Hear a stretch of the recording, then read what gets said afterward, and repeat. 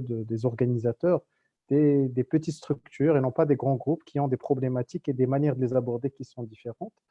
Et effectivement, pour pouvoir donner un peu une perspective et dresser le tableau de la situation, je partagerai avec vous les résultats de deux enquêtes auxquelles Officium a été associé, qui ont été menées, la première par l'Observatoire marocain des pratiques de management, avec un certain nombre d'autres partenaires, sur l'état de la transformation digitale dans l'entreprise marocaine, donc le phénomène 4.0 et l'entreprise marocaine.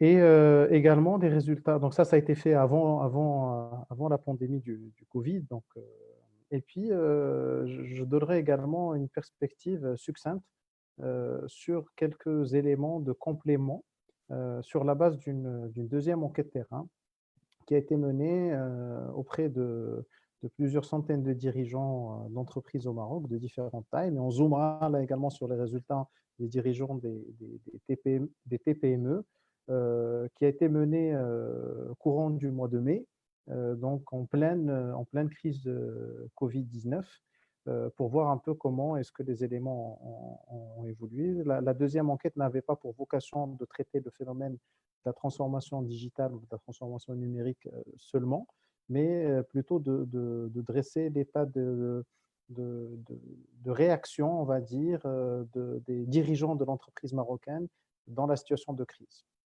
Je le ferai donc en partageant quelques chiffres qui vont être une base et que j'alimenterai également avec les observations qu'on fait parce que nous accompagnons au niveau du cabinet un certain nombre d'entreprises de différentes tailles dans différents secteurs et je reviendrai sur d'autres éléments du résultat au fil de l'eau en fonction des discussions, des commentaires de mes collègues et également des questions qui seront posées. Effectivement, Maysoun, vous l'avez dit, on parle de transformation numérique. Il est important de délimiter le champ duquel on parle quand on parle de transformation numérique ou de transition numérique. En fait, c'est, pour faire simple, selon mon point de vue, c'est la revue de la transformation globale de l'entreprise, donc que ce soit dans ses métiers, la manière avec laquelle elle adresse le marché, avec laquelle elle s'organise en interne, tenant compte de la réalité de l'évolution technologique. Donc, premièrement, on tient compte des technologies nouvelles dans l'ensemble des éléments concernés par ce qu'elles apportent. Un élément très important, c'est la data. Comment est-ce que la data est utilisée dans le cadre de la transformation des entreprises et bien évidemment l'Internet des objets, c'est-à-dire la connectique, c'est-à-dire le fait qu'on a de plus en plus d'objets qui sont connectés. Donc, technologie, objets connectés et data sont un peu le triangle qui constitue les éléments de fond de ce qu'on appelle la transformation digitale.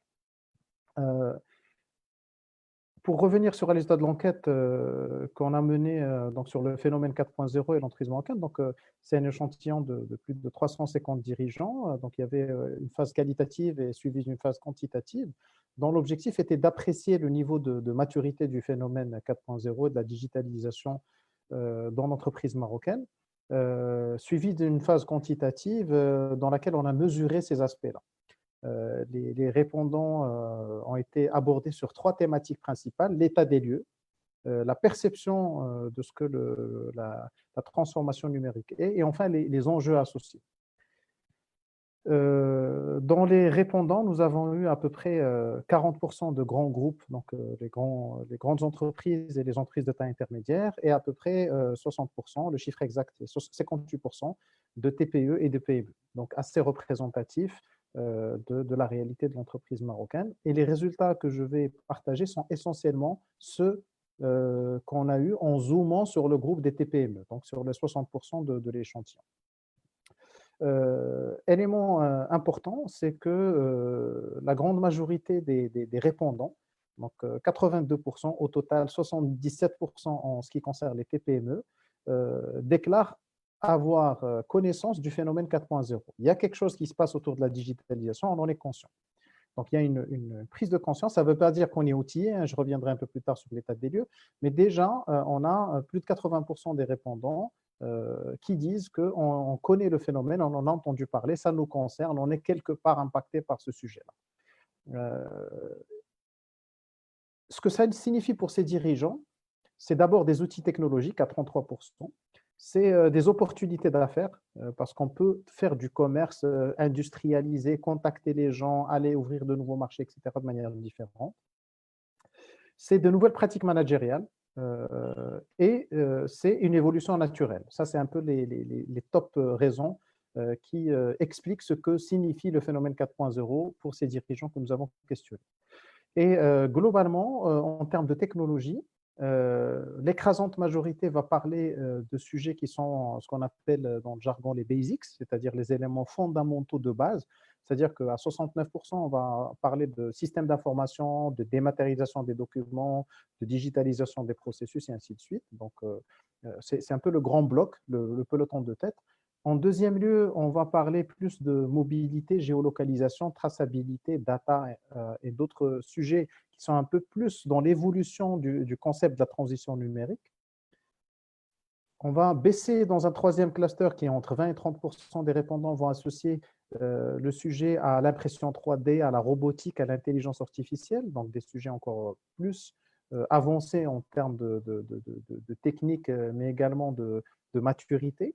Et enfin, très peu nous parlent de sujets tels que la blockchain, que la réalité virtuelle, donc on est sur des niveaux de moins de 15%, que de réalité augmentée ou de réseau 5G. Quand on parle des principaux défis pour le dirigeant et pour l'entreprise marocaine, notamment de la TPME, sur le fait de réussir la transition numérique, les trois top réponses sont un défi d'abord humain, donc un défi d'avoir les ressources humaines pour pouvoir piloter tout ça, à plus de 67%. Un défi organisationnel et de compétences à 56%, c'est le deuxième bloc. Donc, c'est vraiment avoir la capacité de s'organiser et à mobiliser les compétences internes pour saisir l'opportunité de la transition numérique. Et enfin, troisième top réponse, c'est le re-engineering des méthodes de travail et des procédés. Donc, c'est un peu les principaux défis qui sont relevés. Et on a essayé de mesurer le niveau de maturité. C'est-à-dire qu'on a posé la question, globalement, où est-ce que vous en êtes? Est-ce que c'est un sujet qui est pris au sérieux? Vous avez un projet interne de transformation digitale, de revue de votre maturité digitale? Et on a eu différentes réponses. Alors, au niveau global, donc total entreprise, près de 40% des entreprises marocaines nous ont dit que c'est un projet en cours. À peu près 20% nous ont dit que la question n'est pas du tout abordée. Donc, on a 40% qui disent qu'ils sont en cours de gestion de cette transition numérique et 20% où ce n'est pas du tout abordé. Le reste étant différents niveaux de maturité, c'est-à-dire que soit c'est un sujet qui est discuté mais pas encore transformé en projet, en chantier concret, soit qu'il y a une réflexion qui a démarré sur certaines fonctions mais que les autres viendront et ainsi de suite. Alors, ces mêmes chiffres-là, 40, 20 et donc au milieu à peu près une autre quarantaine, concernent les entreprises de manière générale. Quand on zoome sur la TPME, le 40% tombe à moins de 30%. Donc, on a un vrai souci de décalage entre les grands groupes et la TPME sur le fait de transformer cette volonté de faire de la transition numérique en chantier interne opérationnel.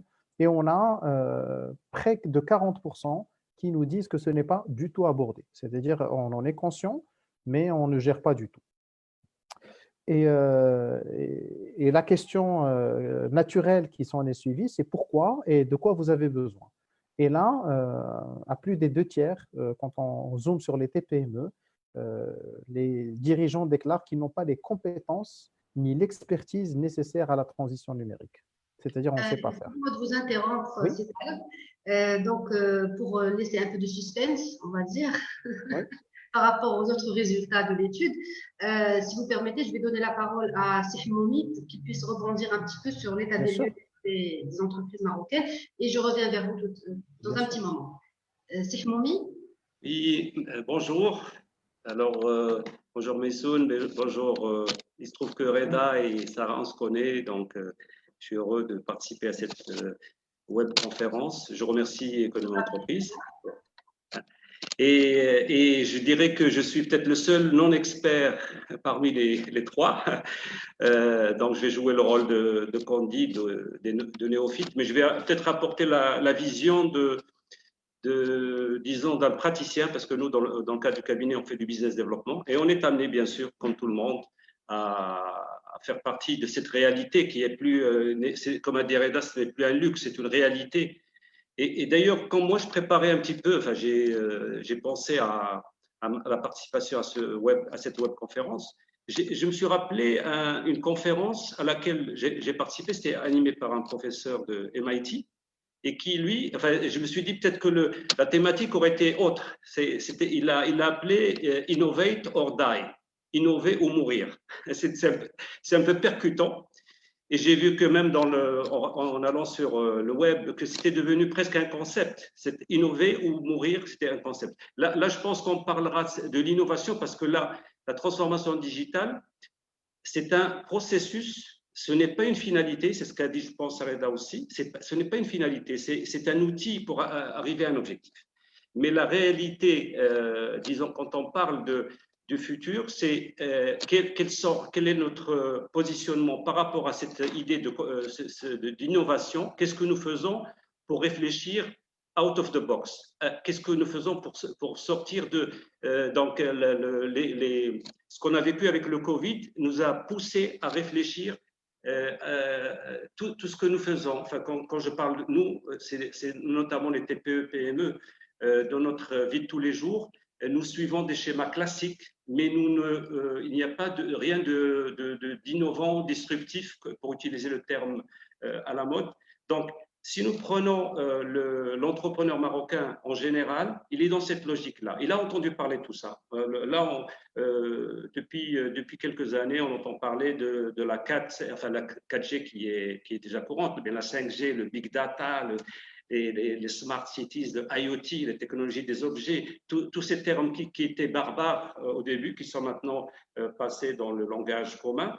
Mais souvent, quand on parle aux chefs d'entreprise, Reda l'a peut-être affiné dans son étude, c'est encore vécu comme, disons, en termes de coût. Ce n'est pas un investissement pour l'entrepreneur marocain.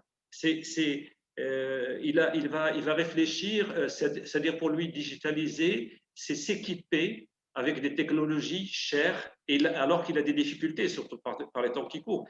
Par les temps qui courent, les problématiques, c'est est-ce que je vais rester en vie ou pas.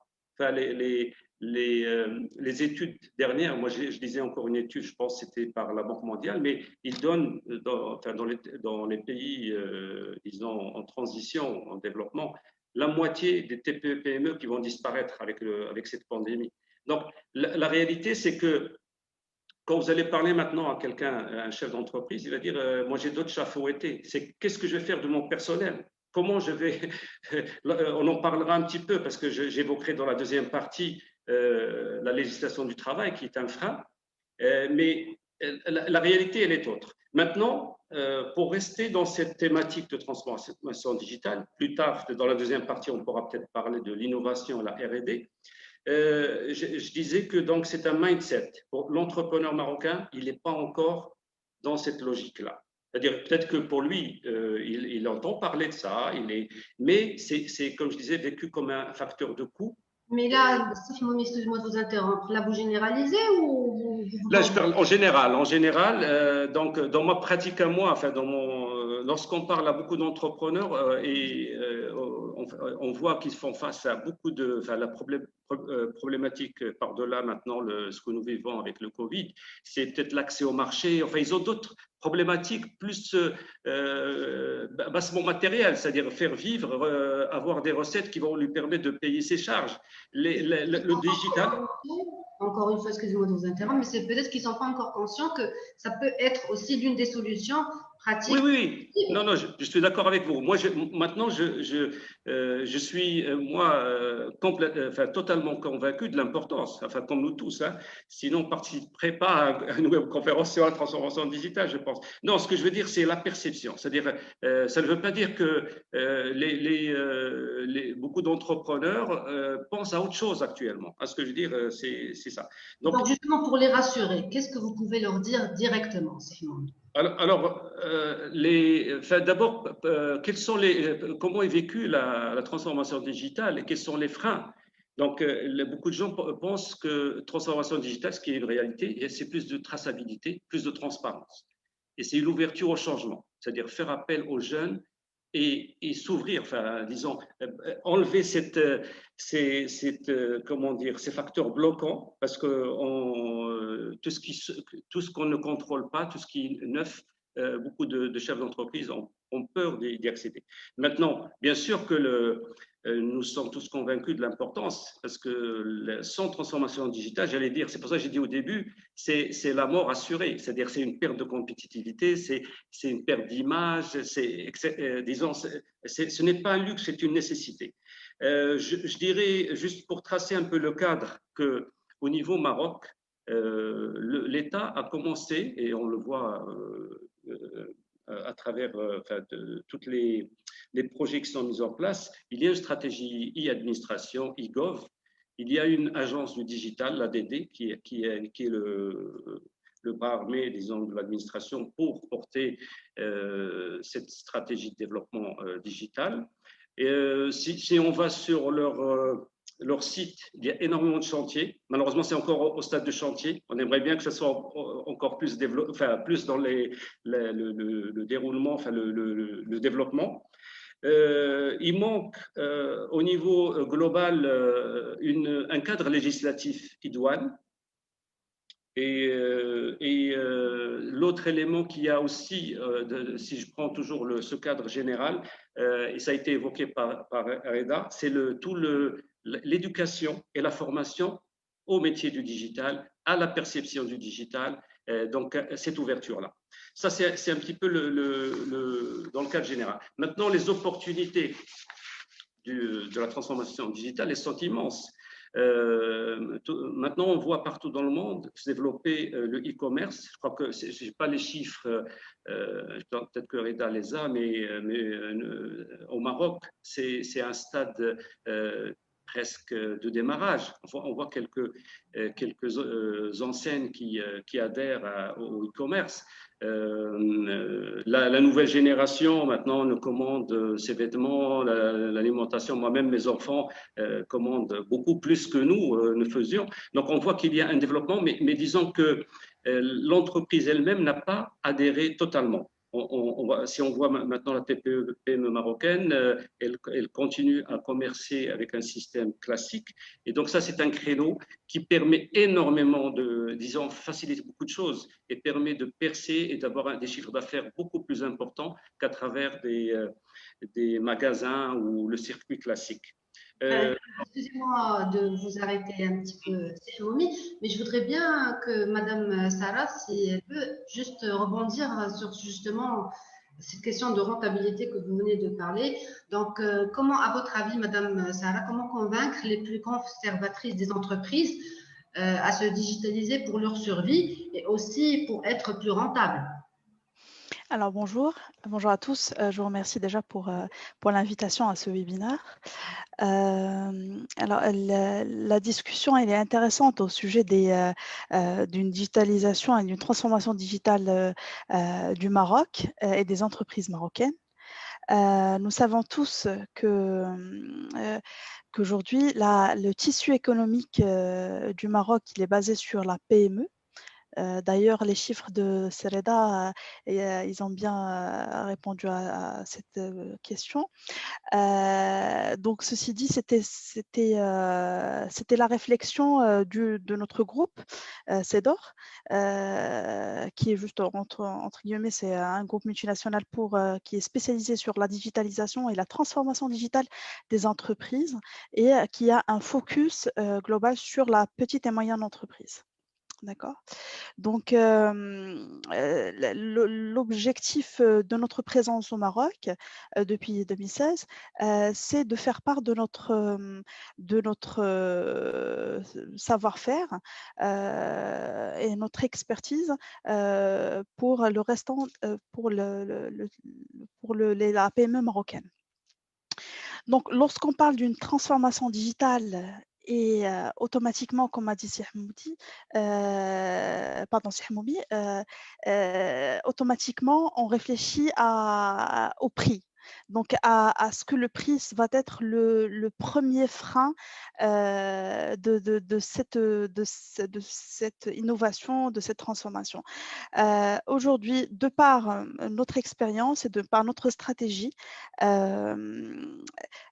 ceci n'est pas, ça a été bien réfléchi et au fait, depuis début 2020, en effet, la question a été mise sur table et on a essayé de faire des packages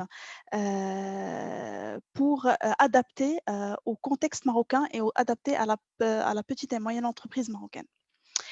Ceci pourquoi? Pour aider et encourager la PME à se transformer digitalisement, on va dire, et,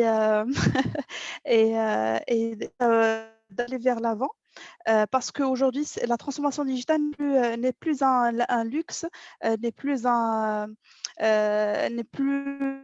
c'est une nécessité. D'ailleurs, le Covid nous a bien fait savoir de la nécessité d'être digitalisé, que ce soit dans le domaine industriel, de négoce, même dans l'éducation. Donc, la transformation digitale, elle est de l'air du temps. Donc, et pour cela, aussi Madame Kazim, désolée, je vous interromps. au sujet. Finalement, ça concerne tous les métiers, c'est ça? C'est ce qu'on doit comprendre. Ça concerne. Tous les secteurs. Oui, ça concerne. Tout à fait, ça concerne tous les secteurs, tous les métiers.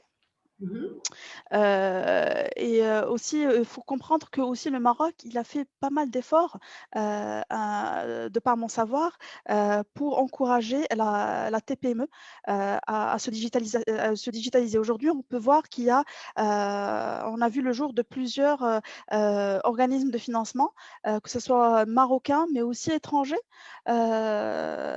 pour aider la transformation digitale des entreprises marocaines. Donc, moi, ce que je dis, c'est qu'il va falloir communiquer autour de ça. D'accord. Il va falloir faire part de l'existence de ces organismes-là, de ces propositions-là, de cet accompagnement-là que et le gouvernement et beaucoup de structures et de cabinets sont prêts à faire pour accompagner la petite et moyenne entreprise. Voilà. On ne vous entend pas, Maïsoun.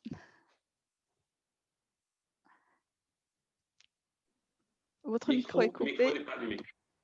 Désolée, donc je disais merci beaucoup pour ces précisions. Donc, vous avez parlé, Madame Lazim, de financement. Donc, Oui. justement, ça nous intéresse. Alors, moi, je suis une entreprise.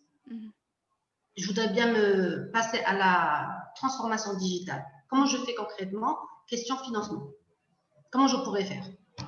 Alors, comme je vous ai dit, premièrement, ce que je pourrais suggérer aux entreprises, c'est de chercher les efforts une entreprise marocaine va devoir chercher les efforts que le Maroc a déjà fait. D'accord.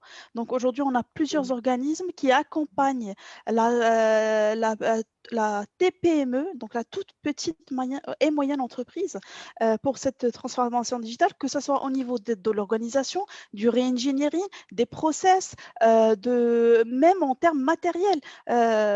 Donc pour les investissements en matériel, donc des fois le matériel il est connecté, etc. Donc le Maroc, il a bien avancé dans ce sens. Et il y a des budgets de plusieurs ministères qui sont dédiés à ça. Mais l'information, j'ai bien peur que l'information n'est pas encore partagée aux petites et moyennes entreprises, aux dirigeants en fait. Non, vous avez raison, l'information, elle fait défaut un petit peu en la matière. Et justement, c'est l'objet un petit peu de ce webinaire pour dire à toutes les personnes intéressées comme quoi il y a moyen de faire cette transition dans on va dire dans des conditions favorables. Donc là, je cède la parole à Sereda Taleb, donc pour qu'il nous en dise un peu plus. Allez-y, c'est Taleb, par rapport à l'étude, aux résultats, à votre constat, au constat de votre cabinet, pardon. Oui, alors je voudrais agir par rapport à ce que mes camarades ont avancé, effectivement, et faire le lien avec ce que nous avons observé, pour préciser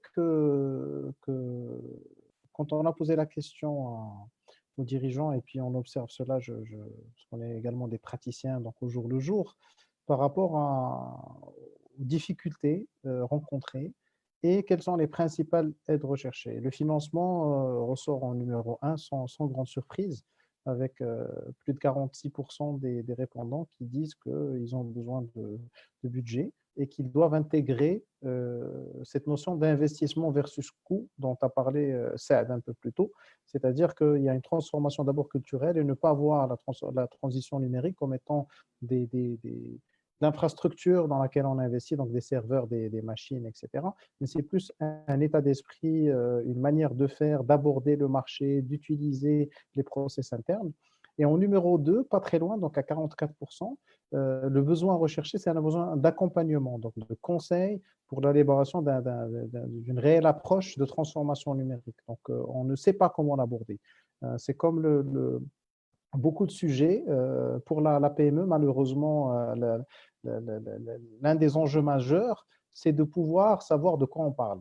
Et beaucoup de dirigeants, j'ai eu l'occasion de rencontrer plusieurs centaines de patrons de PME dans différentes tournées, dans différentes villes du royaume. On ne parle pas de Casa seulement, mais Casa est assez intéressant parce qu'il y a de tout. Mais j'étais à Oujda, j'étais à Agadir, j'étais à Tanger, à Marrakech, à Fès, enfin, dans plusieurs villes du Maroc, Rabat. Et on a parlé avec des patrons d'entreprise et ce qu'ils nous disent, c'est que, bon, oui, moi je veux bien, mais par quoi je dois commencer? Et donc, il y a un vrai besoin d'accompagnement et aussi une perception que ça coûte cher et je ne sais pas si ça va m'apporter quelque chose ou pas. Donc là, il y a un effort effectivement de créer les conditions de prise de conscience. C'est à parler d'une démarche avec l'ADD, par exemple. Moi, je suis sur ma faim par rapport à ce que met en place aujourd'hui l'Agence du digital. On a besoin d'actions plus concrètes sur le terrain pour les patrons d'entreprise. On n'a pas besoin d'ouvrir des chantiers, on a besoin de voir des actions. Les deux vont de pair, mais on a besoin de plus d'actions. Dans le cadre de la French Tech, dont je suis le secrétaire général, on accompagne beaucoup de startups. Alors là, on est vraiment dans le fond du sujet. Pourquoi? Parce qu'un start-upper est d'abord un entrepreneur. On a tendance des fois à l'oublier parce que des mots à la mode comme ça, on dit bon, c'est un start-up, c'est un jeune. Alors dans les start-upers, il y a des jeunes et des moins jeunes. Il y a des gens qui ont. Tout le monde n'a pas 15 ans, 16 ans ou 20 ans et est en train de se lancer dans une nouvelle aventure. Il y a des gens qui ont décidé de quitter la corporate life après 10 ans, 15 ans, 20 ans d'expérience pour se lancer dans un projet auquel ils croient parce que la technologie le permet, parce que l'environnement qui a évolué le permet. Aujourd'hui, l'entreprise peut proposer, dans la prestation de services par exemple, on parle c'est un fameux ouvrage qui est sorti il y a quelques années, The World is Flat. Les entreprises marocaines ne vont pas qu'à des autres entreprises marocaines. Une prestation de service peut être vendue au niveau mondial parce que la technologie le permet. Et donc, on a des entrepreneurs start-upers et quand on souhaite les accompagner, il y a des problématiques opérationnelles très concrètes. Alors que c'est des gens qui sont très ouverts à la technologie. Leur raison d'être vient de la transition numérique. Ils ne sont pas en train de bouger d'un état à un autre. Mais il y a un cadre légal à chercher, il y a la préférence nationale à mettre en avant. Il y a beaucoup de problématiques qui sont des problématiques des TPME, indépendamment du sujet de la transition numérique et qu'on retrouve dans le sujet de la transition numérique.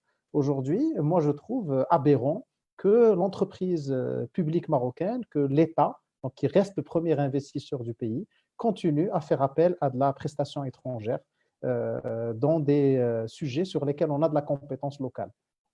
Ce n'est pas créer les moyens de l'évolution de l'économie nationale. Et avec une logique justement de transition numérique en tête, aujourd'hui, nous sommes capables de monter des écosystèmes qui permettent justement de répondre à des problématiques complexes.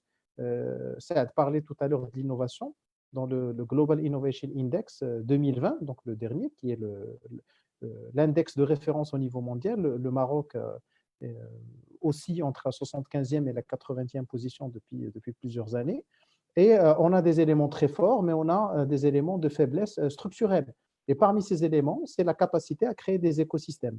On est incapable aujourd'hui au Maroc, il faut en prendre conscience, de créer des écosystèmes entre le monde académique, le monde de l'entreprise, le public, le privé, de sorte à créer des instances, des espaces. Quand on parle de la Silicon Valley, ce n'est pas parce qu'il fait bon, c'est parce qu'il y a plein d'entreprises qui vont opérer dans des secteurs proches. Et donc, ça va donner naissance à du Google, à du Microsoft, à du Uber, enfin, toutes ces licornes dont on parle, ces nouvelles entreprises, la nouvelle ère, du Facebook, Où se etc. situe, excusez-moi, c'est Taleb, mais où se situe la problématique, le problème, les La, freins? pro- la, prob- la problématique principale, et je l'affirme, c'est d'avoir un projet au niveau national, au niveau de l'État, qui reste le premier investisseur, qui reste le créateur des conditions dans lesquelles s'opère l'économie, dans lesquelles s'opère le business, pour permettre aux entreprises, d'être conscientes des enjeux de la transition numérique, et une fois qu'elles en sont conscientes, de pouvoir passer à l'action.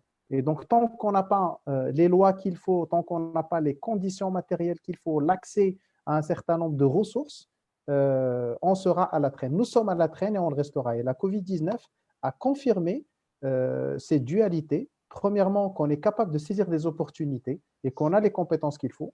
Mais deuxièmement, qu'on n'est pas nécessairement organisé en tant que pays pour le faire.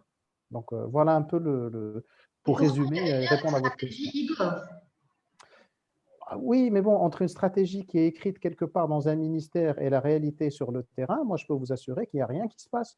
Il y a des initiatives où on va, et on en est très fiers. Hein. Il y a la digitalisation de l'administration marocaine. On est très content aujourd'hui de ne pas aller faire la queue pour chercher des documents, mais on est en même temps dans une absurdité absolue quand on nous demande de légaliser un document physiquement, d'aller sur place. Donc, la signature électronique doit devenir une réalité. On n'a pas besoin de 2 ans pour le faire. On a besoin d'une volonté ferme politique et d'actions concrètes sur le terrain. Moi, je peux vous dire quelque chose. Aujourd'hui, faire l'acte d'entrepreneuriat, qui est pour moi l'un des actes les plus patriotes qui puisse être, c'est-à-dire croire en son pays, investir pour créer de l'emploi, et pour la PME encore plus, doit être soutenu. Donc, on doit encourager le chef d'entreprise par la création des conditions qu'il faut. Aujourd'hui, l'État, je le dis et je le répète, ne joue pas pleinement son jeu. Il y a des bonnes initiatives, elles sont largement insuffisantes. Donc, on applaudit ce qu'il y a, mais on dit on en veut beaucoup plus. Ce n'est pas assez. Sur Ce notre n'est pas frein. assez. Il faut une approche systémique. L'approche on dit ouais, super, il y a un palmier qui n'était pas dans la rue, on le voit, soudain le trottoir il est peint et tout va bien, et puis le lendemain il n'y a pas de suivi. Moi je suis dans un discours direct parce que j'accompagne des entreprises au jour le jour, je suis moi-même entrepreneur. Ce dont on a besoin, c'est d'approche structurelle. تيقول لك شويه ونداوم احسن بزاف ومتقطع. Moi, au lieu d'avoir un événement, on va faire la هيلاله ونجمعوا الناس ونفرحوا, etc. Aujourd'hui, il y a un secteur entier qui est en train de mourir. C'est le secteur de l'événementiel. C'est un gros secteur, il emploie plusieurs centaines de milliers de gens, c'est plusieurs milliards de dirhams de contributions au PIB. Aujourd'hui, concrètement, qu'est-ce qu'on fait pour ces gens-là? On parle de transition numérique comme une opportunité. Moi, je suis, au-delà du cabinet que j'ai le plaisir de diriger, moi, je suis un entrepreneur comme Saad. Sarah, malheureusement, je ne connais pas, je ne peux pas dire si on est dans la même perspective, mais quand on a l'esprit d'entrepreneur, on n'a pas un seul, on n'investit pas on ne met pas toutes ses billes dans le même panier, comme on dit. Donc, je suis également partenaire d'un cabinet d'événementiel. Qu'est-ce qu'on a fait? On a saisi l'opportunité de la contrainte Covid où on ne peut plus se réunir, et on a organisé un salon de relance de l'activité qui est un salon virtuel. Donc, on a pris l'opportunité de la digitalisation, de la transformation numérique pour créer un nouvel espace d'échange. Donc, c'était le 22 et le 23 juillet, le Solution Covid Expo, qui a donné de bons résultats. On est content et on continue à s'accrocher. Mais de là à dire qu'on a les conditions pour le faire, la réponse est non. C'est très compliqué aujourd'hui pour un entrepreneur de résister dans un environnement où l'économie va mal, il faut qu'on se le dise, et ira encore mal pendant plusieurs mois. Et on ne voit que des actions timides, des sujets qui doivent normalement aller beaucoup plus vite, sont toujours à la traîne, et on va toujours les retrouver dans les bilans du gouvernement, de tel ministère. Mais la réalité, au jour le jour, non, il y a encore beaucoup de travail à faire. Beaucoup de travail. Merci beaucoup, Setaleb. Alors, on va prendre une question, si vous voulez bien. C'est de M. Mourad Brahimi. Alors, il se pose la question, qu'en est-il du vide juridique? Et il me semble que M. Himoumi, il allait en parler. N'est-ce pas, Himoumi? Oui, tout à fait. Enfin, sans être moi-même, je suis plutôt économiste, mais je sais pour avoir lu qu'il y a quand même tout un cadre juridique et institutionnelle à développer. Je ne pourrais pas donner plus de détails. Je pense qu'il faudrait donner la parole aux juristes.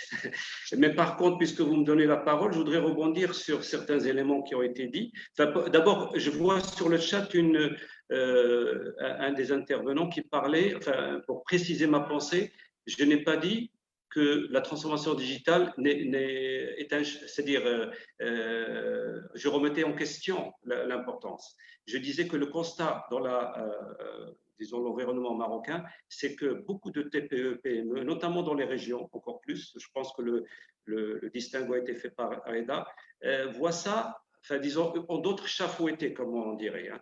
Bien sûr, nous, on est convaincus, et après, je compléterai aussi par tous les éléments, le différentiel que permet de faire la digitalisation, et sont énormes. Et ce n'est plus, c'est une nécessité, c'est plus un choix. Maintenant, je pense que il y a deux éléments qui ont été soulignés par Sarah et Reda qui sont très importants. C'est cet élément d'accompagnement. Je pense que ça, c'est un élément très important. Je ferai, par rapport à ce qu'a dit Reda sur l'État, je suis d'accord que l'État est quand même c'est lui qui tire l'économie, c'est lui qui met en place le cadre juridique, fiscal, l'écosystème et permet de développer l'entrepreneuriat. Mais il ne faut pas négliger aussi les autres composantes. Moi, je pense qu'on a tous. Enfin, moi, je suis actif dans plusieurs. Je suis actif à la CGM, à Réseau Entreprendre. Je pense qu'on a tous quelque chose à apporter. L'État. Bon, on peut critiquer, mais si on veut avancer, il faut que tout le monde se remette en question. L'État doit se remettre en question. Je suis d'accord avec Reda. Moi-même, j'ai un ami architecte qui me parlait de la procédure de dématérialisation, mais on a laissé un guichet pour payer une taxe de 300 dirhams en espèces.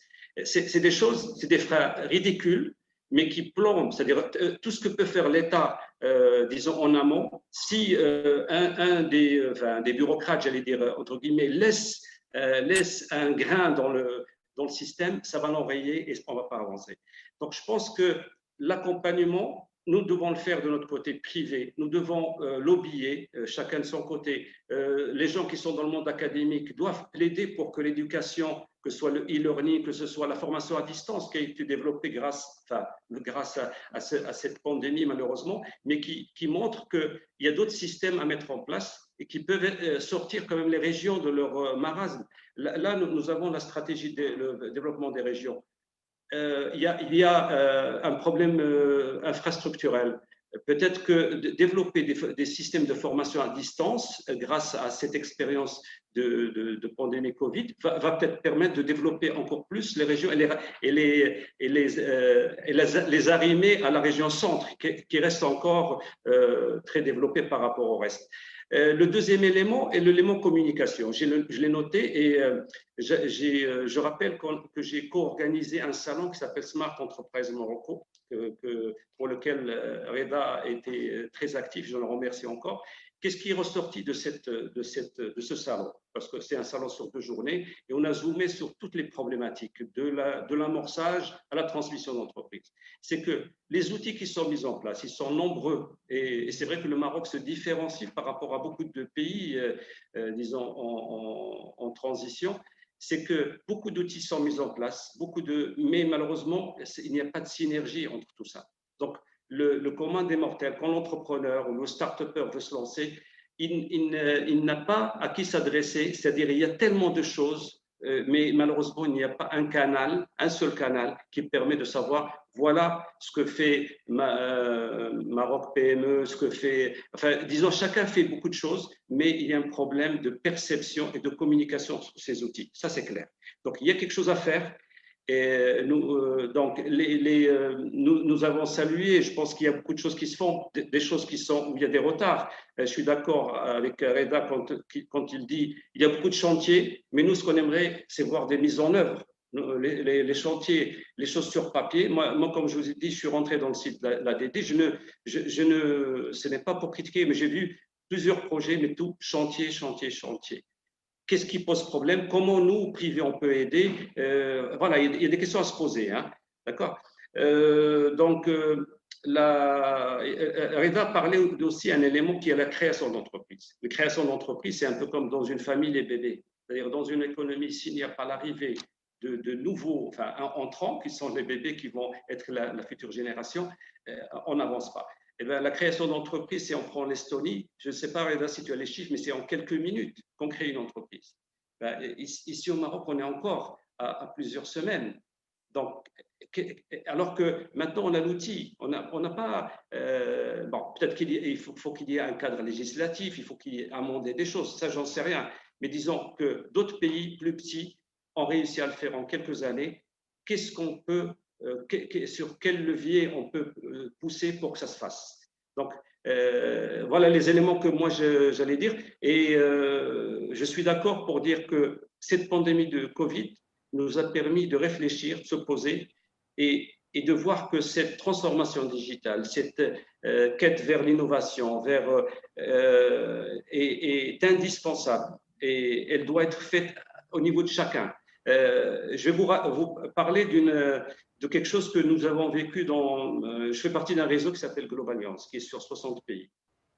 Et je discutais avec mes collègues parce qu'on a organisé aussi un salon virtuel qui s'appelle IDE.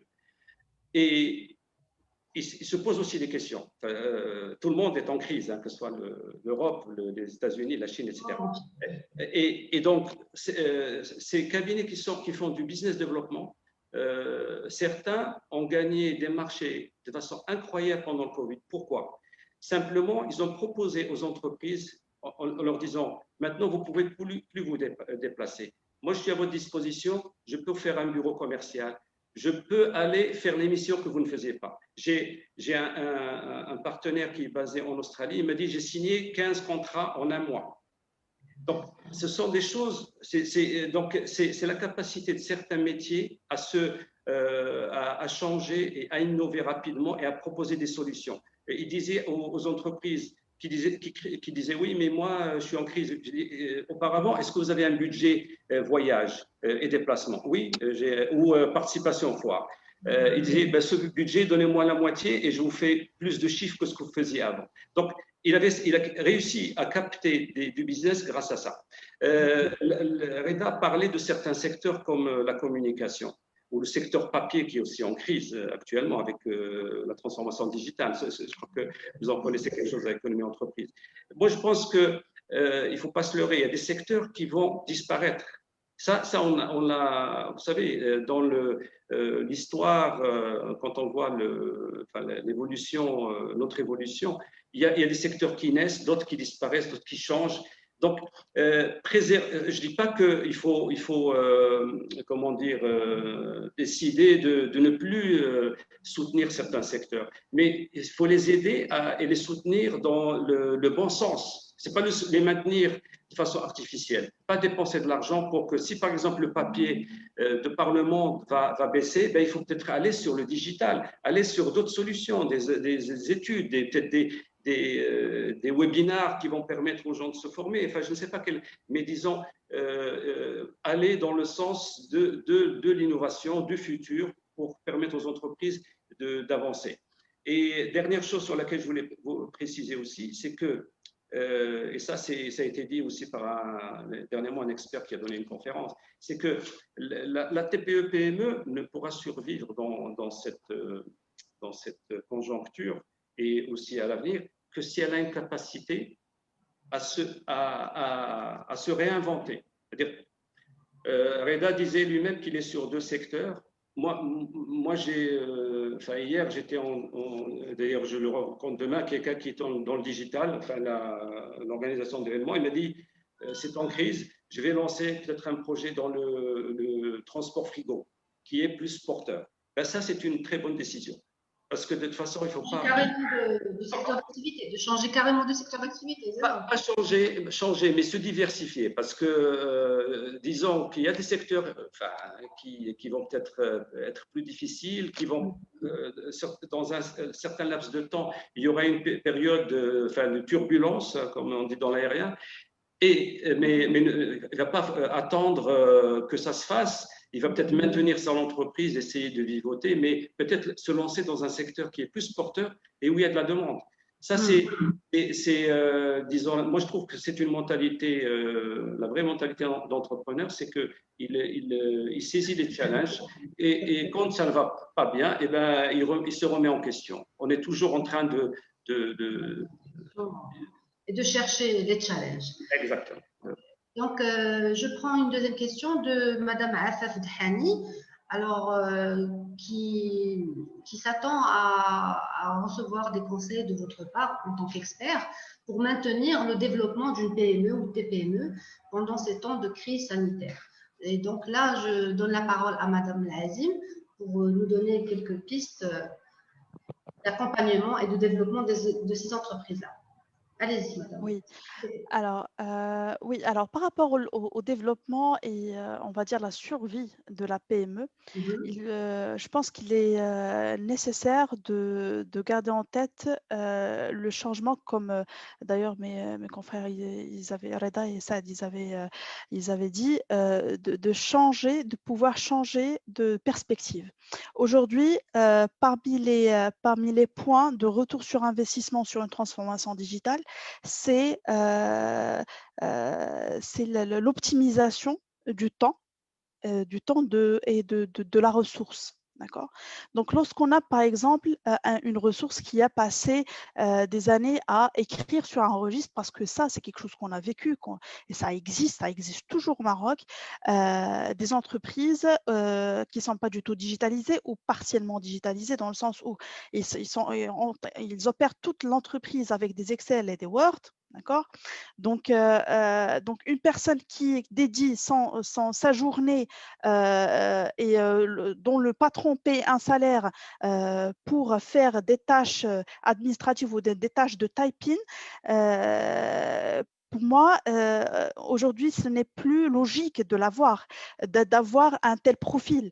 Cette personne-là, avec une formation et un upskills, d'accord, une formation sur un métier, sur une transformation, sur quelque chose de peut-être informatique, sur un métier dans le processus de vie réel de l'entreprise, peut être un enjeu très important sur le développement de cette entreprise. Donc, le premier point serait, comme j'ai cité, c'est l'upskilling, c'est-à-dire donner les formations et former les gens sur d'autres métiers. D'accord, parce que c'est sûr que les métiers d'hier vont être impactés et vont être changés et seront impérativement tenus à se développer. Donc ça, c'est un point très important. Le deuxième point, c'est le mindset que Reda avait dit, ou si Saad avait dit aussi. Le mindset des entrepreneurs, le mindset surtout des dirigeants d'entreprise. D'accord. Donc, lorsqu'un dirigeant d'entreprise est, excusez-moi pour le terme, mais on va dire arriéré, il gère son entreprise. Ça marche, hein, ça marchait avant. Ça marchait avant avec une certaine manière, pas du tout connecté, pas du tout digitalisé. Il n'y avait pas de communication. Les chiffres, le reporting, les chiffres, ils sont faits approximativement, ou bien de la manière la plus digitale. Excusez-moi, ça a coupé. Vous m'entendez? Ça a coupé pour un... Oui, vous m'entendez? Oui, juste pour un bref petit moment. Si vous pouvez juste redire ce que vous venez, juste la dernière phrase. D'accord. Donc, je disais que pour ces dirigeants-là, il est impératif aussi d'être ouvert à la transformation digitale et à l'ère de temps, d'accord. Donc, aussi lorsque c'est aussi un témoignage par notre expérience sur la transformation que lorsque les dirigeants ils s'engagent. Juste à couper, donc voilà, c'est bon, on va reprendre. Ça a coupé, c'est. Oui, très bien. Ok. Ouais. Allez-y, on vous écoute. Ça coupe pour tout le monde ou ok. Ok. Lorsqu'une transformation, ça. Ok. Donc je disais que j'ai perdu le fil. Lorsqu'on a l'engagement du management, d'accord, sur la transformation digitale, lorsque le dirigeant d'une entreprise, on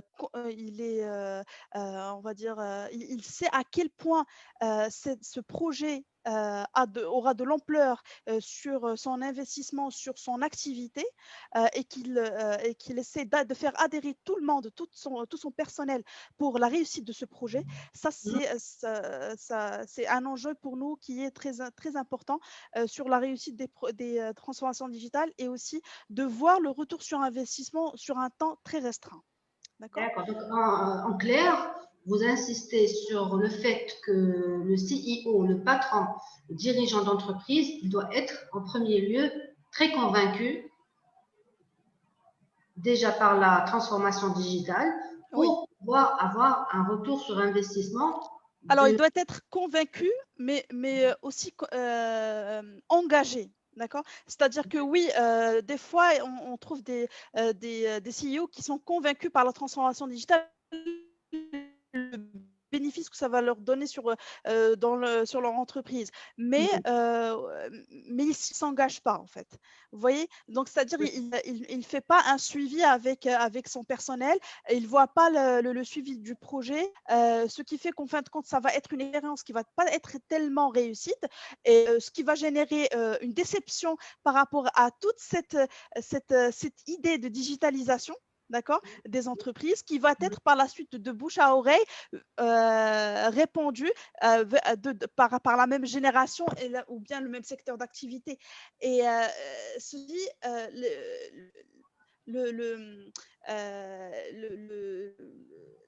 la survie d'une entreprise aujourd'hui, elle va être autant, comme vous avez déjà cité, une digitalisation, de l'upskilling, d'essayer d'optimiser le temps des ressources, d'accord, et d'être ouvert à diverses perspectives, nouvelles ères du temps.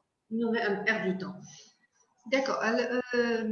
Si vous permettez, là, tout à l'heure, je pense que c'est Taleb avec Sihmoumi, ils ont abordé la question de l'innovation. Donc, je ne sais pas si M. Taleb il veut ajouter des précisions par rapport à cette question-ci. Et ensuite, on prendra l'avis de Sihmoumi ainsi que de Mme Lazim. Parfait. Moi, parce que vous m'interpellez sur le sujet de l'innovation, j'en profite pour donner ma perspective par rapport à la même question de ce que devraient faire les PME et relier ça par rapport à la thématique d'aujourd'hui, donc la transition numérique comme instinct de survie. Encore une fois, pour démystifier, on parle de transformation numérique. Concrètement, qu'est-ce qu'un patron de PME, une patronne de PME peut faire pour saisir l'opportunité de la transformation numérique? Quand on parle de transformation digitale, il y a 5 aspects très concrets. Un dirigeant doit voir comment est-ce qu'il peut non pas faire de la transformation digitale, mais faire de la transformation par le digital. Parce que ça aussi, c'est un changement de mindset très important. L'idée, le digital n'est pas une vocation en soi. C'est pas l'objectif, c'est de digitaliser, de s'équiper, de quelque chose qui marche, ben on va quand même changer pour dire qu'on est digital. L'objectif, c'est de saisir des opportunités business, d'améliorer soit le top line, donc aller faire plus de chiffre d'affaires, soit le bottom line, donc le profit et la marge, soit la qualité du fonctionnement interne par le digital. Donc, on saisit l'opportunité de ce que peut apporter le digital pour transformer l'entreprise. Et il y a 5 aspects, et je fais référence à l'état de l'art sur le sujet. Il y a beaucoup d'articles qui peuvent clusteriser différemment, mais en tout cas, ce qu'il faut retenir, selon moi, ce sont 5 points. Premièrement, c'est la relation client.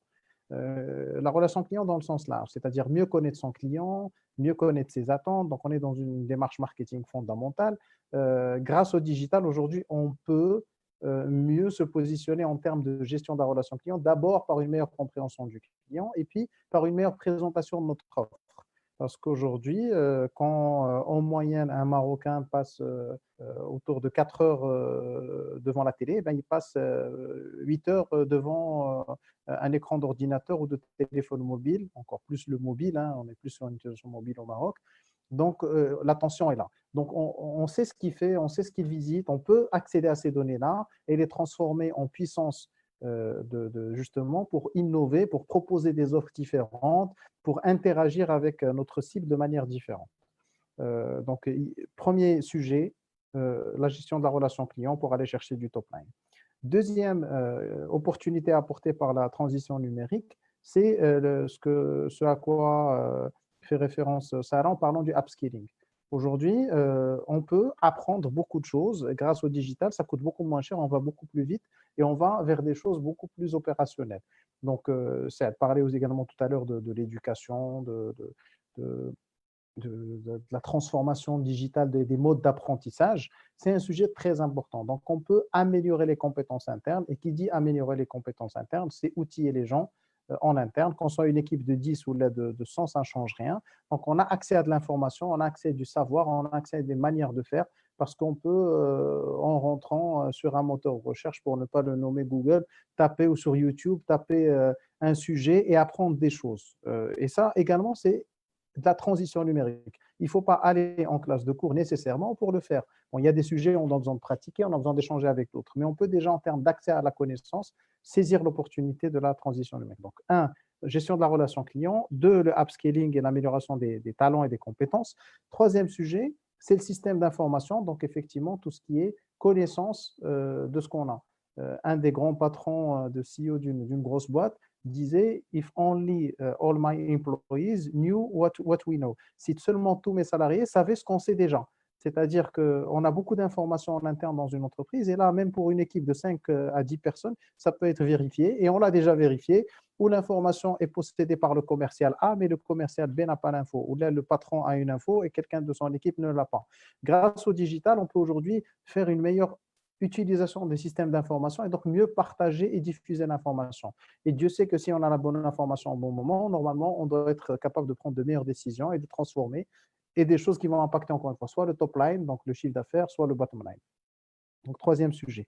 Quatrième axe dans la transformation digitale, la transition numérique, c'est les processus opérationnels et organisationnels. C'est-à-dire qu'aujourd'hui, le fait de devoir écrire un document, le déposer un chez etc. Donc, tout le process que suit, par exemple, une décision dans une entreprise peut demain être optimisé grâce à la transition digitale. Et là, on va trouver la dématérialisation, la gestion électronique des documents, l'indexation. Même si la valeur de document, comme il est déjà scanné, indexé, je vais le sortir plus rapidement. Et là, on est dans l'efficience organisationnelle. Et cinquième et dernier point, c'est la culture. En fait, la transition numérique ou la transformation numérique, ce qu'elle apporte aussi, c'est une capacité à réfléchir différemment et à envisager des opportunités différemment et à penser à des offres de produits, à des manières de s'organiser qui sont différentes. Et donc, un patron d'entreprise qui veut innover, et d'ailleurs, et là j'en profite pour faire le lien encore une fois avec les résultats de l'enquête, hein, l'innovation fait partie des raisons principales pour lesquelles les chefs d'entreprise disent avoir fait le choix d'investir dans la transition digitale, parce qu'ils savent qu'il faut innover. Encore une fois, je parle dans l'innovation dans le sens large, pas que l'innovation marché, pas que l'offre de produits et de services seulement, mais innover, c'est aussi dans la gestion de la relation client. On va prendre un exemple très simple. Un restaurant. Tout à l'heure, quand on voulait s'assurer qu'on était bien connectés, les participants, ça faisait la vanne, la petite blague en disant est-ce qu'on aura des e-pizzas.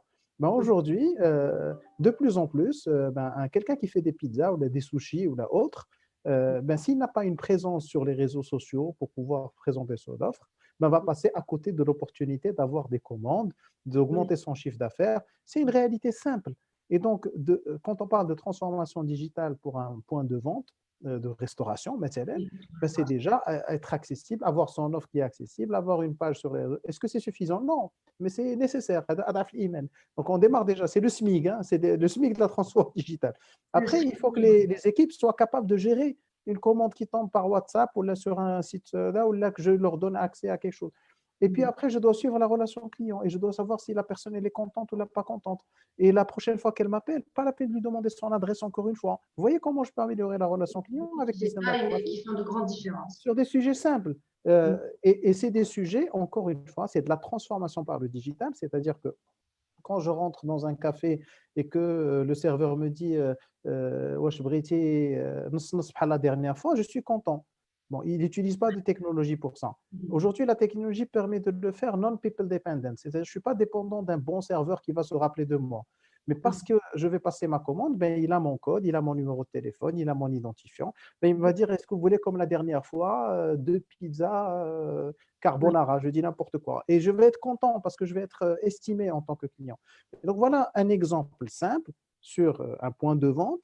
On a pris l'exemple de la restauration, de la pizza, du sushi parce que il est 13 heures. On aurait pu prendre n'importe quel autre exemple pour dire que la transformation digitale, ça peut être un sujet aussi banal, aussi simple que ce que je viens de citer. Et donc, parce que je vois beaucoup de questions sur combien ça coûte, j'inverse la question par rapport aux personnes qui ont posé, au risque de décevoir. Hein.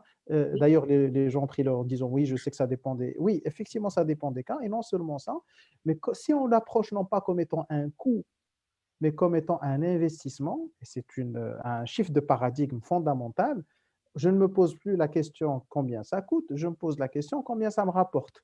Et combien ça me rapporte, et c'est par segment. On a développé une approche de diagnostic de l'état de maturité des entreprises et qu'on a déployé dans des très grands groupes, des multinationales, des grands groupes marocains, mais également dans des petites entreprises, hein, des entreprises de 30-40 personnes. Où on peut, dans un atelier et quelques entretiens, identifier l'état de maturité digitale d'une entreprise de manière très pragmatique et de proposer une feuille de route de la transformation digitale de manière très claire avec des échéances, avec des coûts qui vont avec. La réalité, c'est qu'un médecin ne peut pas vous dire, c'est quand on dit combien ça coûte pour ne pas être malade. Je ne sais pas. Si c'est un petit rhume, ben, c'est un sujet. Si c'est une maladie chronique, c'est un autre sujet. Donc, tout dépend de l'état des lieux et de ce que je veux en faire. Parce qu'entre avoir un WhatsApp, un numéro WhatsApp et une landing page et une page sur Facebook et sur Instagram et LinkedIn, ça coûte presque zéro parce qu'on est déjà équipé. Donc là, ça coûtera zéro. C'est plus un état d'esprit et de l'énergie.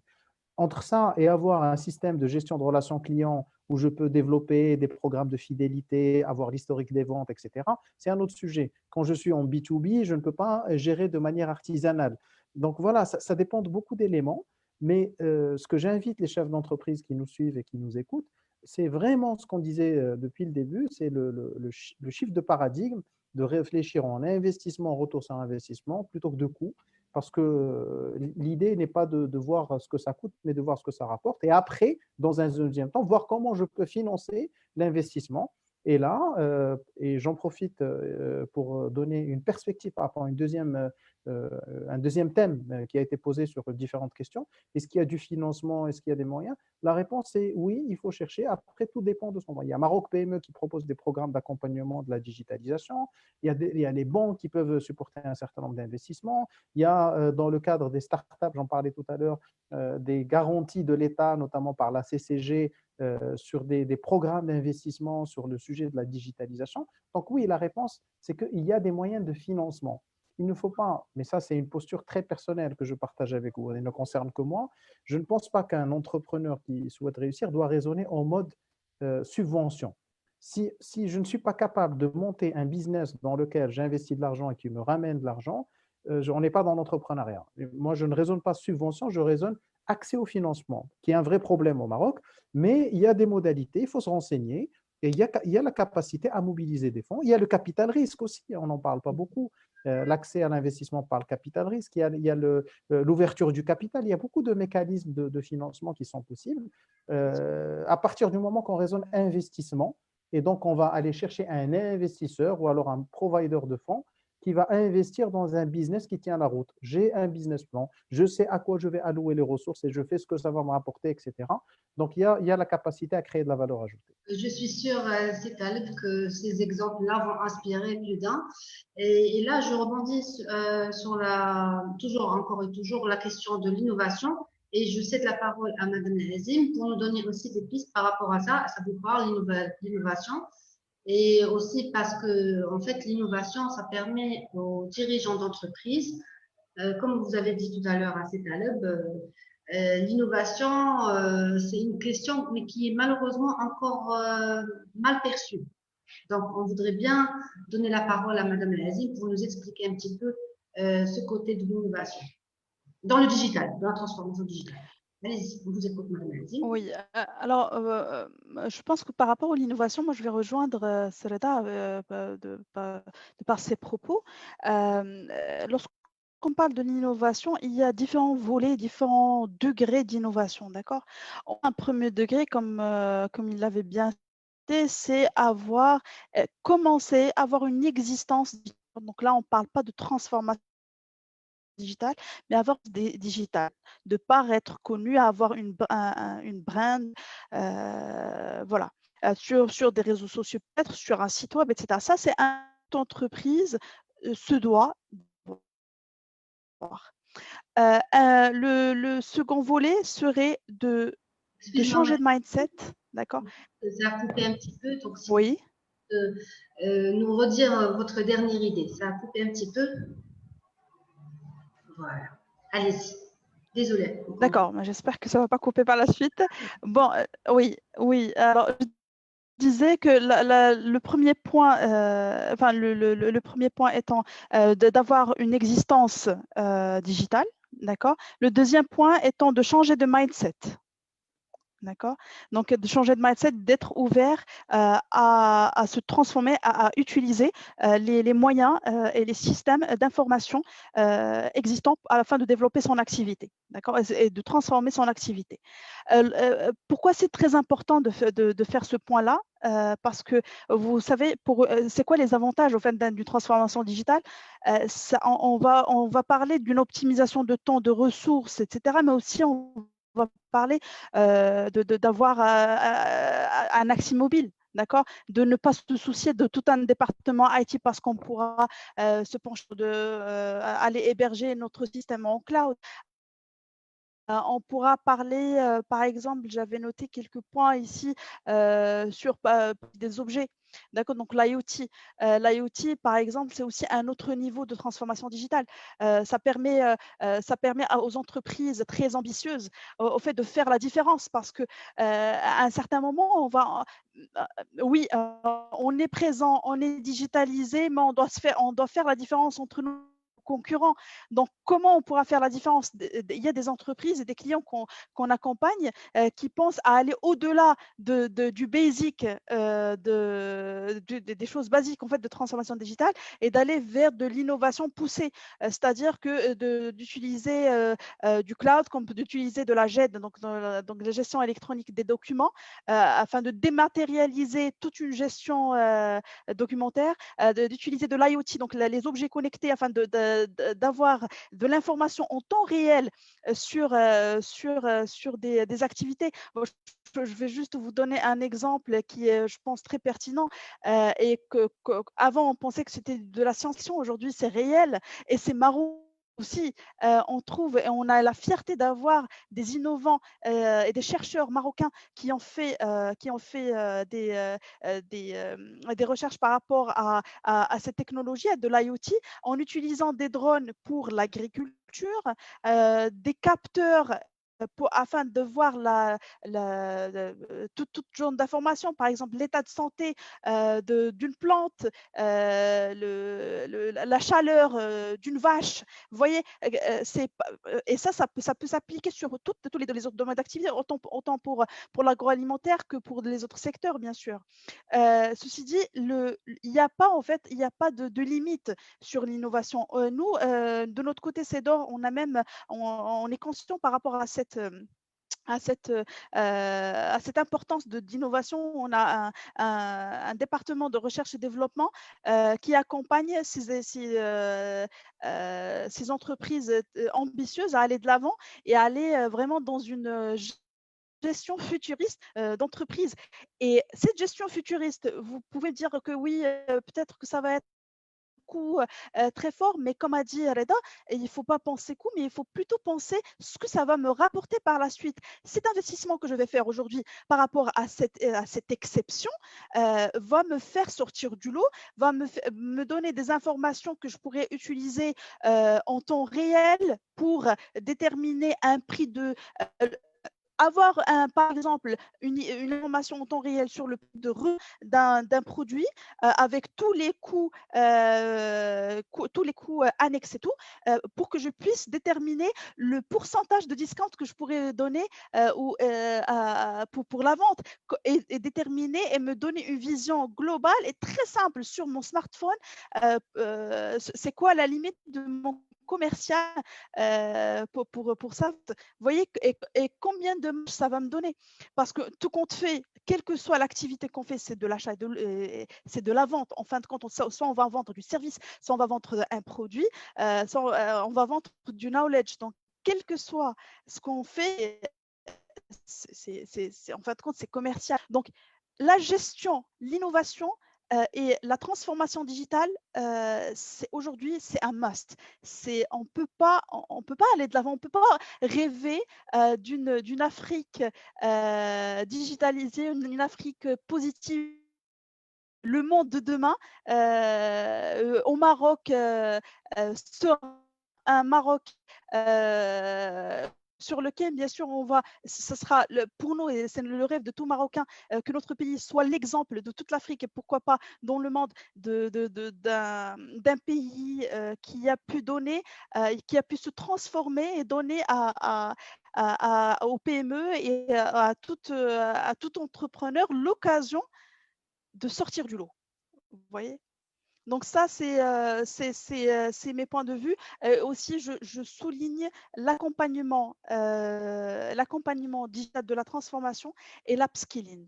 D'accord? Donc aujourd'hui, comme a dit Reda, on peut très bien faire de l'upskilling via un cabinet ou bien investir de notre temps et de notre argent pour notre futur. Donc il ne faut pas oublier personnellement avant de voir l'ensemble global. On ne vous entend pas, mais Merci beaucoup pour ces précisions, Madame Azine. On a une autre question de Madame AFF, c'est par rapport à la digitalisation des PME nationales et donc comment elles pourraient préserver leur existence face à la concurrence étrangère. Là, je pense que M. Himoumi sera plus à même de nous répondre à cette question. Allez-y, Himoumi. Alors, si je comprends bien, comment les entreprises marocaines peuvent faire face à la concurrence étrangère. Si elles ne sont pas digitalisées? Non, elles sont digitalisées. Ah, digitalisées. Alors, ça rejoint ce que j'allais dire. Vous savez, moi, j'étais en train de discuter il y a un certain temps avec un partenaire qui est sur le marché anglais et qui conseille les textiliens au Maroc. Il m'a dit, il était très étonné de voir que nos textiliens résonnent encore en magasin, alors qu'à l'international, tout se fait en ligne, les achats en ligne. Maintenant, si vous prenez les jeunes, surtout dans les pays occidentaux, ils vont acheter en ligne, ils ont un certain temps pour rendre la marchandise. Il y a très, très peu de gens qui investissent encore dans les magasins. Notre raisonnement, c'est pour ça que ça rejoint un peu ce que j'allais dire, c'est que l'entrepreneur marocain doit changer sa façon de réfléchir. Il doit, d'ailleurs, cette semaine, j'ai été contacté par une société avec laquelle on va peut-être travailler, qui fait de la formation sur l'intelligence artificielle métier. C'est quelque chose que je découvre. Mais c'est vrai que l'intelligence artificielle dans la logistique ou dans le marketing n'est pas pareil. Mais il faut que nos entrepreneurs se forment parce que le monde de demain, ce n'est pas celui d'aujourd'hui. Et si on réfléchit encore, comme ce que disait Sarah ou Reda, avec les outils d'avant, on est déjà fini et notre entreprise va péricliter. Donc, je prends quelques exemples qui sont positifs au niveau du Maroc. Que ce soit, on a eu, enfin moi je suis mentor au niveau du réseau Entreprendre, on a eu des cas de projets qui montrent la capacité d'innover de nos jeunes, ou moins jeunes, c'est-à-dire porteurs de projets. On a eu par exemple deux dames qui ont lancé des sandwichs avec disons, faits dans les règles de l'art, avec réfrigérés, qui sont maintenant déjà vendus dans les stations, avec du pain de mie. Mais ils ont réalisé que leurs enfants, et nos enfants enfin, en général, n'aiment pas le pain de mie au fromage beurre comme en France ou autre. mais qu'ils aiment bien un goût plus gastronomique, plus tagine ou autre. Ils ont développé ça et ça marche très, très fort. Ça, je trouve, c'est une innovation simple qui n'est pas dans… on est un peu loin de la transformation digitale, mais c'est une innovation qui marche, qui leur a permis d'ouvrir leur marché et de quitter leur poste de salarié pour lancer leur entreprise. On a vu dans un autre cadre une jeune ingénieure qui a lancé de la maroquinerie à partir de peaux de poisson et qui marche. Peut-être que vous avez déjà vu. Donc, il y a des innovations. Enfin, quand on parle d'innovation, moi, je dirais, il ne faut pas penser que l'innovation digitale, elle est très importante, on l'a dit tous. C'est un passage obligé, c'est un outil. C'est comme de dire, je vais me lancer dans le transport de marchandises, ben, j'ai besoin d'un camion peut-être réfrigéré si je fais des produits surgelés ou autre. Donc, c'est quelque chose qui est utile, qui est indispensable. Vous n'allez pas maintenant vivre sans votre smartphone. Il y a tellement d'applications. Enfin, tout le monde a WhatsApp. Enfin, ce sont des choses qu'on ne peut pas, disons, négliger. Maintenant, le plus important, c'est d'essayer d'innover avec les moyens dont on dispose. Il ne faut pas oublier que le Maroc n'est pas un pays riche. Hein, donc, nos entreprises n'ont pas les moyens d'une entreprise suisse ou allemande avec tous les appuis que dans ces gouvernements-là. Donc, il faut aller… Comme on dit, il faut aller avec les moyens dont on dispose. Il ne faut pas raconter aux entreprises marocaines des solutions futuristes et de la science-fiction. Donc, moi, l'élément que j'allais dire par rapport à cette innovation, l'innovation, si j'ai un conseil à donner aux chefs d'entreprise, TPE, PME, c'est d'ouvrir leur esprit, d'ouvrir, j'allais dire, les cadres ou les employés qu'ils ont, qui leur proposent des solutions, même bizarres, il faut l'écouter. Il faut être à l'écoute parce que c'est ce que je disais tout à l'heure, le modèle disruptif d'out of the box, c'est un modèle inventé dans les pays anglo-saxons, il fait sens parce que il y a eu un employeur qui disait, il devait recruter des cadres supérieurs, il leur disait, moi je ne veux pas votre CV avec ce que vous avez réalisé, je veux votre CV avec toutes les erreurs que vous avez faites.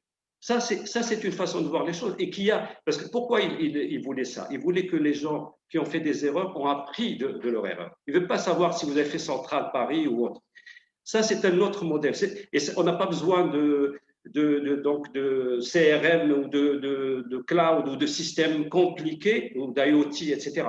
Tout ça, je dis encore, c'est utile. Mais nous devons développer cette capacité à innover avec tout ce qu'on a. Vous savez, on a eu une conférence avant le Smart Enterprise par un Irlandais qui est enseignant je pense à Madrid, à l'école de commerce. Et il nous disait, c'est la première fois que je viens au Maroc, et chaque fois que c'est un spécialiste de l'entrepreneuriat, mondialement connu. Il nous disait, partout je pars dans le monde, on parle de deux choses, de start-up, de jeunes et de moyens, enfin de Silicon Valley. Mais il nous dit, tous ces modèles-là ne sont pas bons pour vos pays. Et vous n'avez pas les moyens. Là, on n'a pas les moyens, on n'a pas une Silicon Valley au Maroc. Mais par contre, il a dit que sur la route de l'aéroport au Hayat El Gensi, j'ai vu plein d'entrepreneurs qui vendaient quelques marchandises dans la rue. Ceux qui vendent dans la rue, c'est ce qu'on appelle maintenant, il y a toute une recherche, philosophie, etc., autour de l'économie frugale. Ce sont des entrepreneurs dans l'âme, qu'on leur donne les moyens d'entreprendre, qu'on leur donne les possibilités, la connaissance, etc. Peut-être qu'on en fera des entrepreneurs. Et on a bien sûr des modèles d'entrepreneurs et d'industriels marocains qui ont commencé très petits, qui étaient peut-être… et c'est ça les vrais entrepreneurs. Donc, l'autre élément que je voulais dire, c'est bien sûr se former à l'intelligence artificielle, s'ouvrir, mais aussi s'ouvrir à la jeunesse. D'accord ? Les jeunes, bien sûr, quand on arrive dans une entreprise, on est jeune. Souvent, qu'est-ce qui se passe au Maroc? On le relègue, vous allez faire des photocopies, vous allez faire à des tâches subalternes. Les jeunes, en général, ils arrivent avec une vision différente, qui utilisent beaucoup de digital, parce qu'ils sont nés avec ça. Ils sont nés avec… D'accord. Moi, j'ai ma fille qui savait utiliser avant de savoir pratiquement parler. Et d'ailleurs, j'ai une petite anecdote. Lorsqu'elle était… Bon, ma fille qui a maintenant 19 ans, je lui avais acheté un outil pour apprendre, disons, l'alphabet, apprendre… Et il fallait cliquer pour dire si c'était un cercle ou un triangle, etc. Et un jour, on était dans la rue, elle me dit, papa, est-ce que tu peux m'acheter… Enfin, elle a vu une moto électrique. J'ai dit, j'ai pas d'argent pour ça, j'ai pas de budget. Il m'a dit, mais tu cliques. Elle pensait qu'en cliquant, j'allais lui ramener la. Donc, ce sont des jeunes qui sont nés avec ça et qui ont une façon de voir qui est différente de la nôtre. Donc, il faut leur faire confiance et il faut que le chef d'entreprise, quand il réfléchit pas avec des usines à gaz, comment je vais faire pour ne pas payer le fisc, il faut qu'il réfléchisse de façon ouverte et qu'il soit éthique. Parce que, vous savez, quand on est dans une logique de, comme a dit Reda, de subvention, de ne pas payer, on est déjà perdant. Les autres sont en train de se développer, d'accord? Donc, c'est une question d'engagement du patron, du dirigeant de l'entreprise, comme a dit Madame Lazim tout à l'heure. Exactement. Excusez-moi, parce que là, on arrive pratiquement à la fin de notre webinaire. Donc, on va prendre peut-être une petite dernière question de Monsieur Félix Michel. Et là, il se pose la question, est-ce que la transformation, c'est bien de préciser à travers ce genre de questions, c'est bien de faire la part des choses. Donc, est-ce que la transformation digitale est réservée qu'aux entreprises qui opèrent dans le canal B2C, puisque l'e-commerce reste le canal principal pour s'adresser aux clients? Donc là, je pense que je vais donner la parole à Monsieur Taleb et éventuellement aussi à Madame Lazim pour répondre, enfin pour apporter plus de précision et d'éclaircissement. Allez-y, Monsieur Taleb, je vous écoute. Est-ce que vous vous permettez, Mason, que je rajoute un commentaire par rapport à l'innovation, à ce qu'a dit Cissé, avant de répondre à la question? Si vous voulez, parce qu'il nous reste juste un petit Je vais le faire très rapidement. Non, juste pour dire qu'on avait mené une grande étude, j'ai le livret ici, je l'ai sorti sur les pratiques de l'innovation, du management de l'innovation dans l'entreprise marocaine. Et juste pour donner deux chiffres sur lesquels, donc, globalement, l'innovation ne marche que s'il y a un écosystème, c'est ce que disait Stan, et aussi que, encore une fois, j'interpelle l'État à jouer son rôle pour créer les conditions législatives, mais également d'interaction entre l'université, le public et le privé, parce que le Maroc aujourd'hui, globalement, je disais, le GII 2020, je pense qu'on est à la 78e place, et on est particulièrement mauvais sur deux sujets. Premièrement, c'est ce qui est appelé l'innovation linkage. On est aujourd'hui au niveau mondial 117e. Il y a 3-4 ans, on était 115e. 117. Et donc, on est en détérioration par rapport à il y a quelques années. Deuxième indicateur sur lequel on est vraiment très mauvais, c'est ce que le GII appelle le Global Innovation Index, University Industry Research Collaboration, c'est-à-dire c'est l'interaction entre le monde académique et le monde de l'entreprise. On est 113e. Il y a 3-4 ans, on était 93e. C'est-à-dire que non seulement on est mauvais, mais on devient de pire en pire. Et ça, c'est aussi des constats qu'on observe, qu'on sait parler des jeunes. C'est aussi des interactions avec l'université, s'ouvrir à ces jeunes qui ont des idées, et pas nécessairement des jeunes qui ont fini leur cursus. Et je tenais à le souligner. Donc, par rapport à la question d'Iel…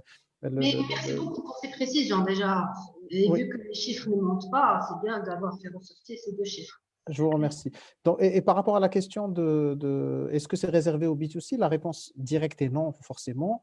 Il n'y a pas de distinction. Je renvoie à ce que je disais un peu plus tôt sur les 5 périmètres sur lesquels on peut intervenir la transition numérique pour une entreprise. Et quand on en parle, par exemple, de la relation client, l'idée, ce n'est pas seulement de vendre, c'est de connaître son client, c'est de lui permettre d'accéder à mon offre de valeur, c'est pouvoir communiquer avec lui, d'utiliser la data. Donc, il y a énormément de sujets déjà sur la relation client. Après, il y a tous les sujets internes sur lesquels la transition numérique, là, ne fait pas la différence entre le B2B ou le B2C. Si on veut faire du upskilling, un sujet cher à Sarah, ça, il n'y a pas de différence qu'on soit en B2B ou en B2C. Si on veut améliorer les processus organisationnels, la manière avec laquelle la gouvernance de l'entreprise peut être améliorée, fluidifiée, on n'a pas de différence sectorielle.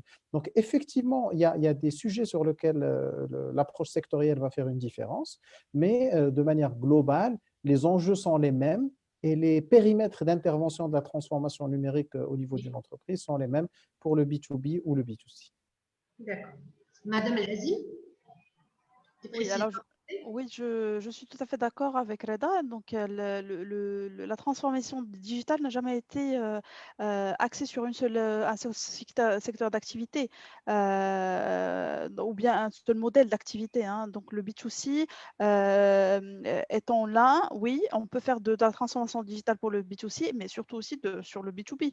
Quelle que soit au fait l'activité de l'entreprise, la transformation digitale, elle est faisable, elle est nécessaire aujourd'hui et ça va être parmi les enjeux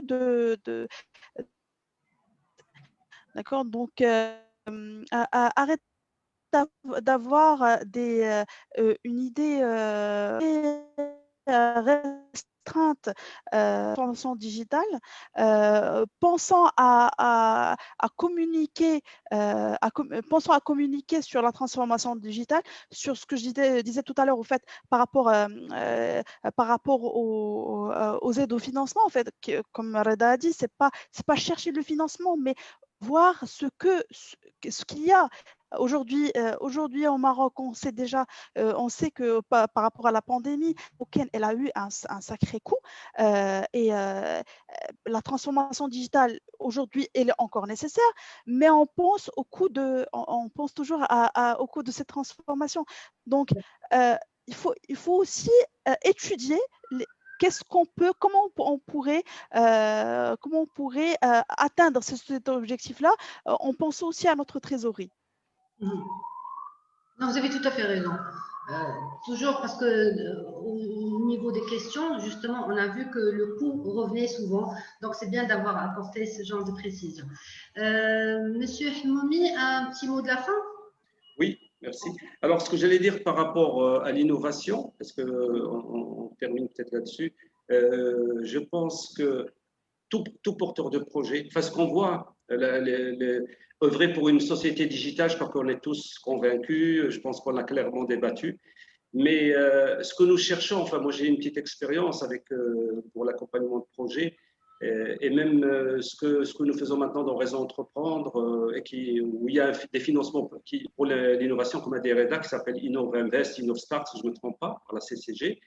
On cherche l'idée. C'est-à-dire, il ne faut pas que le porteur de projet vienne pour essayer d'avoir une subvention ou de l'argent. Il faut qu'il vienne avec l'idée. S'il a l'idée, il y a plein de personnes morales prêtes à financer ça. D'accord? Et ça, c'est partout dans le monde, le même recette. D'accord? Donc, il y a actuellement au Maroc une opportunité extraordinaire, même par les temps qui courent. Moi, le fait que je fais partie d'un réseau international, le Maroc a une très très bonne image, malgré le doing business où on n'est pas super classé, bien qu'on a encore des petites choses à faire. Mais disons que l'entreprise marocaine doit se positionner parce que ce qui est en train de se passer actuellement, c'est que à cause du Covid ou grâce au Covid, la Chine va perdre des marchés. La Chine, je pense que la Chine, d'après ce que j'ai vu sur une étude, elle contribue à peu près à 13 pays émergents. Elle va perdre des marchés pour différentes causes. Pas seulement parce que le Covid est là-bas, mais parce qu'il y a l'éloignement, etc., etc. Il y a un ensemble d'éléments qui font que tous les économistes l'ont clairement démontré. Donc, les pays émergents doivent se positionner. Le Maroc, il a sa place, il a une très bonne image, il a une proximité par rapport à la plupart des marchés. Et donc, il y a des choses à capter. Donc, l'entreprise doit se positionner. Elle doit chercher, comme on a dit tout à l'heure, à arriver à ces résultats, mais avec, disons, quand on veut être compétitif avec des entreprises à l'international, on doit avoir les mêmes moyens qu'eux. Être digitalement au point, c'est un minimum requis. On ne va pas faire une course Formule 1 avec une 4L, d'accord? Donc ça, c'est un minimum. Maintenant, il faut aussi développer, comme on a dit, les équipes qu'il faut, les process qu'il faut, la veille économique qu'il faut, etc. Et pour ça, pour être vraiment au point, il ne faut pas négliger l'accompagnement. Parce que, comme on a dit tout à l'heure, beaucoup de choses existent malheureusement au Maroc, mais elles sont éclatées, dispersées. Et donc, l'intérêt d'un accompagnateur, que ce soit dans la transformation digitale ou autre, c'est qu'il travaille avec ces outils, il arrive un petit peu à agréger et à amener à la TPE-PME comment dire, les solutions rapidement. Et donc, moi, je pense qu'il faut être optimiste. Il y a des secteurs qui ont montré de la résilience dans cette phase de Covid. Il ne faut pas les négliger, comme la santé, l'alimentation, la sécurité, l'éducation, l'information. Parce que tout à l'heure, on a parlé de certains secteurs qui vont être en crise, et ça, on ne pourra pas les sauver. Mais les secteurs qui ont montré qu'ils sont, vous savez, ces secteurs-là se sont développés en chiffre d'affaires. Ils ont gagné des points grâce au Covid. Donc, ce sont des secteurs où il y a, disons, matière à investir. Il faut les privilégier. Il faut que la TPE-PME s'oriente là-dessus. Dernier élément que je voulais dire, c'est l'importance de la grande entreprise. On n'a pas parlé de la grande entreprise. C'est quand même la locomotive au Maroc. La grande entreprise, surtout l'industrie, elle peut tirer la PME. Elle peut, disons, il peut y avoir des synergies, parce qu'aller à l'international demande souvent des synergies, demande des consortiums, demande des groupements d'intérêt économiques. On ne peut pas aller sur de grands marchés alors qu'on a 5 ou 10 personnes. Enfin, bon, je schématise un peu, mais disons, ça demande un certain nombre, une certaine capacité, disons, matérielle, humaine, etc. Donc, il faut aussi privilégier le développement et le soutien de ces grandes entreprises par l'État et œuvrer pour qu'il y ait un rapprochement grande entreprise, TPE, PME, pour aller conquérir des marchés. Voilà un petit peu ce que j'allais dire et je suis plutôt optimiste. Merci beaucoup. On l'est tous, enfin, on espère en tout cas. Sinon, pour ma part, je voudrais bien ouvrir une petite parenthèse pour parler du progrès et aussi pour paraphraser Benjamin Franklin qui dit que sans croissance continue et sans progrès, des notions telles que l'amélioration, l'accomplissement et la réussite sont des coquilles vides. Donc là, j'invite toutes les entreprises à finalement se moderniser pour être capable d'accompagner la marche du progrès. Donc là, on arrive au terme de notre webinaire. Je vous remercie infiniment pour votre participation. Et à très bientôt, j'espère. Merci beaucoup. Merci. Merci, au revoir. Au revoir. Au revoir.